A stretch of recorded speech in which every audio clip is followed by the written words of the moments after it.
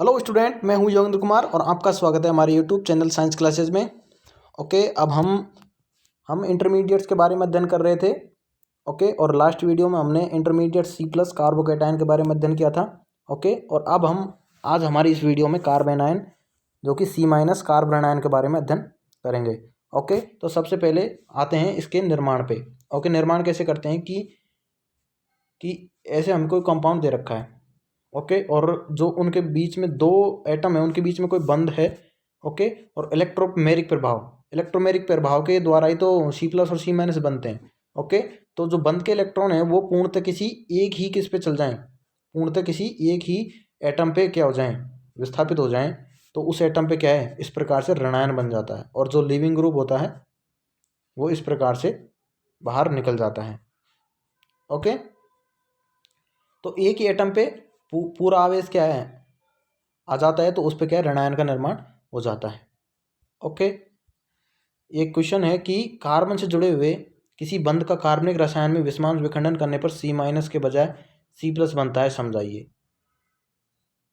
क्या बोल रहा है कि कार्बन से जुड़े हुए किसी बंध का कार्बनिक रसायन में विषमांश विखंडन करने पर C- के बजाय C+ बनता है। ओके, तो ये ऐसा क्यों है, क्योंकि ये नाइट्रोजन है। ओके, तो किसी बंध में अगर ये CN बंध है तो इसमें क्या है, नाइट्रोजन की विद्युत ऋणता अधिक होती है, तो क्या है, नाइट्रोजन ही खींचेगा इलेक्ट्रॉन को, तो क्या बनेगा, C+ बनेगा। ऑक्सीजन की भी अधिक है तो ऑक्सीजन नीचेगा, तो ऑक्सीजन पे नेगेटिव आएगा, नाइट्रोजन पे नेगेटिव आएगा। तो विद्युत ऋणता के ऊपर डिपेंड है कि विद्युत ऋणता किसकी ज़्यादा है। विद्युत ऋणता कार्बन की इनमें क्या है, कम है, तो कार्बन पे क्या आ जाएगा, प्लस आएगा। अरे आएगा कि नहीं आएगा, आएगा। और अगर हम बात करें कार्बन कार्बन के साथ बंध और CH बंध, तो इनमें क्या है, समांश विखंडन होता है। ओके, तो समझ गए कि कार्बन है ना जो जनरली क्या बनाता है, C+। ओके, C+ बनाता है वो, और क्यों बनाता है, क्योंकि इसकी विद्युत ऋणता है वो अन्य जो एटम्स हैं उनके अपेक्षा क्या होती है, कम होती है, जैसे नाइट्रोजन, ऑक्सीजन, हेलोजन। ओके, आदि इनके साथ ही बंध बनाता है ये, जो कि आपने नोमेनक्लेचर में फ्रेंडशिप ऑफ कार्बन, कार्बन की फ्रेंडशिप के बारे में अध्ययन किया था कि किस किस प्रकार से ये बंध बनाता है। ओके, अब हम बात करते हैं C- की प्रॉपर्टी की। ओके, इसकी संरचना की बात करते हैं तो CH3। ओके, सिग्मा बंध कितने हैं इसमें, 3 हैं, और लोन पेयर कितना है, एक माइनस है, तो लोन पेयर हम मान सकते हैं उसको। ओके, तो 4 हो गए इसमें, तो 4 का मतलब क्या है, sp3 का मतलब त्रिकोणीय, वो चतुष्फलकीय, सॉरी चतुष्फलकीय ऐसी संरचना हो जाएगी। C- के बाद कोष में इलेक्ट्रॉन कितने हैं, 8 हैं, अष्टक क्या है, पूर्ण है, इलेक्ट्रॉन अधिक प्रजाति है ये। ओके, ये क्या है इसकी प्रॉपर्टी, और ये क्या है, न्यूक्लियोफाइल की भांति व्यवहार करता है। न्यूक्लियोफाइल की भांति व्यवहार क्यों करता है, क्योंकि इसके पास में क्या है, माइनस है। ओके,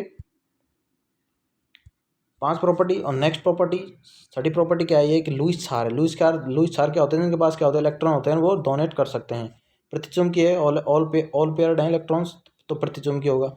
ओके, अब 8 पॉइंट की बात करते हैं कि त्रिविम समवायता। ओके, इसको ध्यान से समझना कि त्रिविम समवायता ये किस प्रकार से प्रदर्शित कर सकता है कि C- से जुड़े हुए तीनों समूह अलग अलग हों तो अभिक्रिया के दौरान रेशमी मिक्सचर का निर्माण होता है, क्योंकि कार्बन पर उपस्थित इलेक्ट्रॉन युग्म फिलिपिंग दर्शाता है। ओके, फिलिपिंग का मतलब इन्वर्जन। फिलिपिंग को आप बताता हूँ मैं कि कैसे दर्शाता है फिलिपिंग को। ओके, तो ये कार्बन है। ओके, इसकी संरचना क्या है, चतुष्फलकीय है। ओके, तीनों ग्रुप क्या है, अलग अलग अटैच हैं, और ये क्या है, लोन पेयर है। ओके, तो लोन पेयर की वजह से क्या है, ये फिलिपिंग दर्शाता है। ओके, इसका इन्वर्जन हो जाता है। ओके, तो ये क्या है, ये दोनों स्ट्रक्चर्स में क्या होता है, कन्वर्ट होता रहता है। ओके, और ये क्या है, एक तो डी बनाता है और एक क्या बनाता है, एल बनाता है। और D+L के मिक्सचर को आप क्या बोलते हैं, रेशमी मिक्सचर बोलते हैं। यहाँ आपने पहले भी पढ़ा है। ओके, C+ वाले केस में तो समझ गए कि ये क्या है, इस पे लोन पेयर की वजह से फिलिपिंग दर्शाता है। तो ये क्या है, दो स्ट्रक्चर बनाएगा, ये दोनों के आपस में कन्वर्ट होती रहती हैं लोन पेयर की वजह से। ओके, नोट क्या है, नोट देखते हैं कि R1 R2 R3 C- के चारों ओर 3 BP व 1 LP अलग अलग हैं, फिर भी प्रकाशिक असक्रिय होता है कार्बन पर उपस्थित इलेक्ट्रॉन के युग्म के कारण। ओके, ये क्या होता है, ऑप्टिकली इनेक्टिव होता है ये, क्योंकि कार्बन पे क्या है, इलेक्ट्रॉन युग्म उपस्थित है, जिससे क्या है, फिलिपिंग इसकी होती रहती है। ओके, ये क्या है, आपस में कन्वर्ट होते रहते हैं इसलिए। ओके, अब हम बात करते हैं इंपॉर्टेंट थिंग C- के बारे में कि इसके स्थायित्व क्रम। ओके, स्थायित्व क्रम यहाँ पे भी याद करना है आपको, और वहाँ पे जो C किसका केस था, सी प्लस का केस। ओके, अब हम बात करते हैं यहाँ पे सबसे आगे क्या आ जाएगा, एरोमेटिक। ओके, इसके बाद में आ जाएगा बैक बॉन्डिंग। वहाँ पे क्या था, बैक बॉन्डिंग आगे था, और यहाँ पे क्या है, एरोमेटिक आ गए। बैक बॉन्डिंग के बाद में वहाँ पे क्या था, बैक बॉन्डिंग फिर एरोमेटिक था। अब यहाँ पे एरोमेटिक आ गए, फिर क्या है, बैक बॉन्डिंग। ओके, तो एरोमेटिक फिर बैक बॉन्डिंग। ओके, फिर 3 pH फिनाइल रिंग। ओके, फिर 2, फिर 1, फिर ये क्या है, एलिल। ओके, फिर 1 डिग्री। ओके, यहाँ पे चेंज है, वहाँ पे तो 3 डिग्री था, लेकिन यहाँ पे क्या है, CH3-, उसके बाद में 1 डिग्री, उसके बाद में 2 डिग्री, उसके बाद में 3 डिग्री।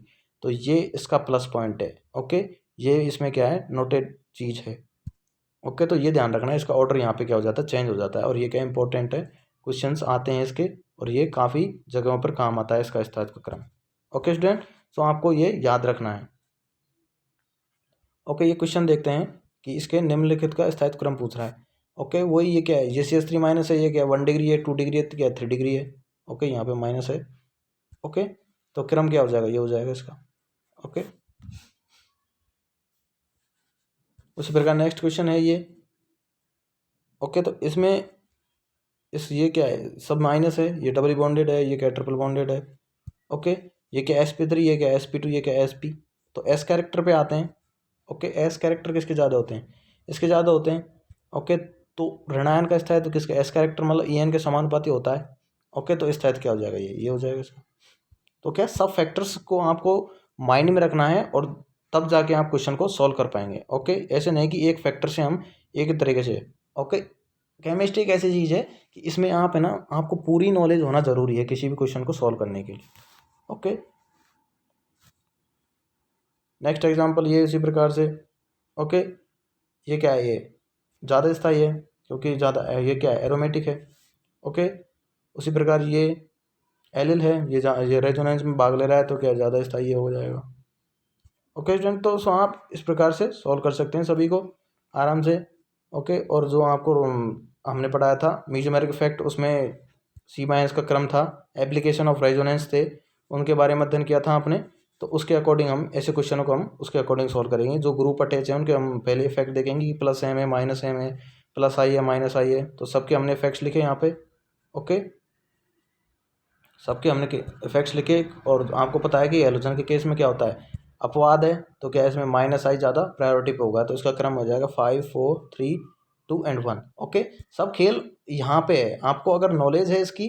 ओके, यदि आपको इफेक्ट का ऑर्डर याद है, और कि किसका इफेक्ट क्या होगा ये याद है, तो आप आसानी से सॉल्व कर सकते हैं। अदरवाइज आपको कुछ नहीं आना है। ओके, आप क्वेश्चन को इनमें टप्पे नहीं चलते हैं। ओके, टप्पे नहीं चलते हैं, ऑल थिंग्स क्या होती हैं, सिस्टमेटिक होती हैं। ओके, आपको वो क्लियर है, तो आप आगे क्वेश्चन को सॉल्व कर पाएंगे, अदरवाइज क्वेश्चन नहीं आपसे सॉल्व नहीं होगा। उसी प्रकार से ये हमने CH3 या यहाँ पे ग्रुप अटैच है, इसके लिए क्या, सबसे पहले हम इसके इफेक्ट्स लिखेंगे। ये प्लस एच दर्शाता है, प्लस आई दर्शाता है, प्लस एच एंड प्लस आई दोनों दर्शाता है। ओके, आपको पता है कि मेटा पोजीशन पे ओनली प्लस आई दर्शाएगा, कोई इफेक्ट नहीं लगेगा इसके अलावा, है ना। तो क्या है, ये क्या है, सॉरी C- है। C- क्या इसके समानुपाती होता है क्या, H+ के समानुपाती होता है क्या, मैं आपसे पूछ रहा हूँ। अरे नहीं होता ना, H+ के तो समानुपाती नहीं होता है, H- के समानुपाती होता है वो। ओके, तो H+ इसमें भी लग रहा है, इसमें भी लग रहा है। ओके, और प्लस आई इसमें इसमें इसमें लग रहा है। ओके, तो सबसे अगर हम बात करें कि सबसे ज़्यादा स्थायित्व किसका होगा इसमें, हाँ, तो सबसे ज़्यादा स्थायित्व इसका होगा।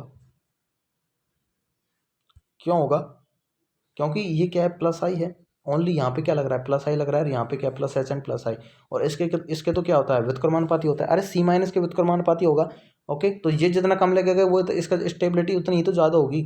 ये आप रिलेशन देखो ना, ये इतना कम होगा तो उसकी स्टेबिलिटी क्या होगी, इतनी ज़्यादा होगी इससे।